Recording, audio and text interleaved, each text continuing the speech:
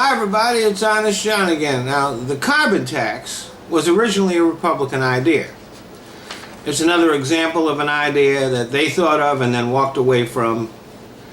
And as science denial seized control of the GOP, the idea of doing anything to discourage carbon pollution just became an idea that no longer flew with the Republican Party. The EPA estimates that carbon emissions cost the American people $38 per ton of greenhouse gas emissions. And since the U.S. emits 6.5 billion tons of greenhouse gases per year, we're paying a pretty big price.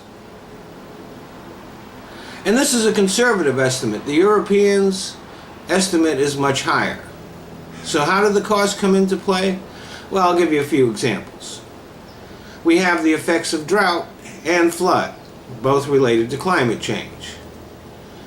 The drought has resulted in increased consumer costs of food at the supermarket and also increased crop insurance payments to farmers whose crops have withered in the fields.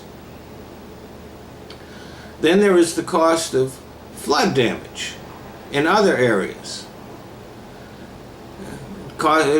It costs a lot to rebuild once a flood has taken out a part of a town or a neighborhood.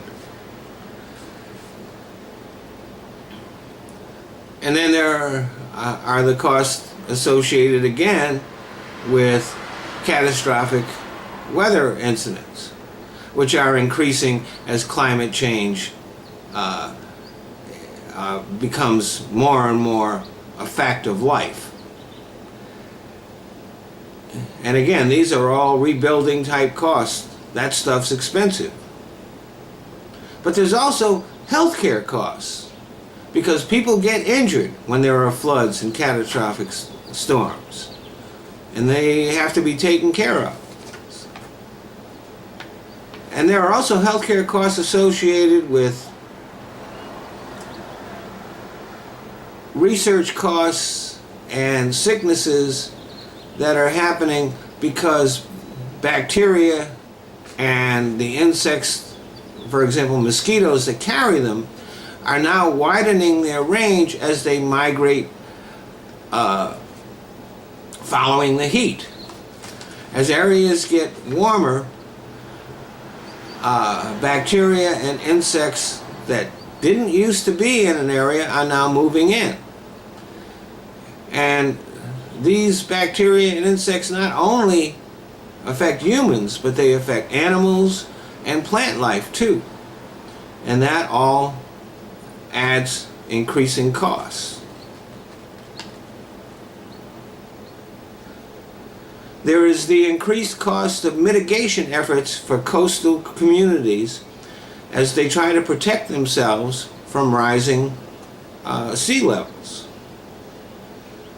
So, now I haven't covered everything, but in addition to the official subsidies that big oil and energy companies receive, there is an unofficial subsidy of over $2 trillion in costs paid by U.S. taxpayers because of all of these other things.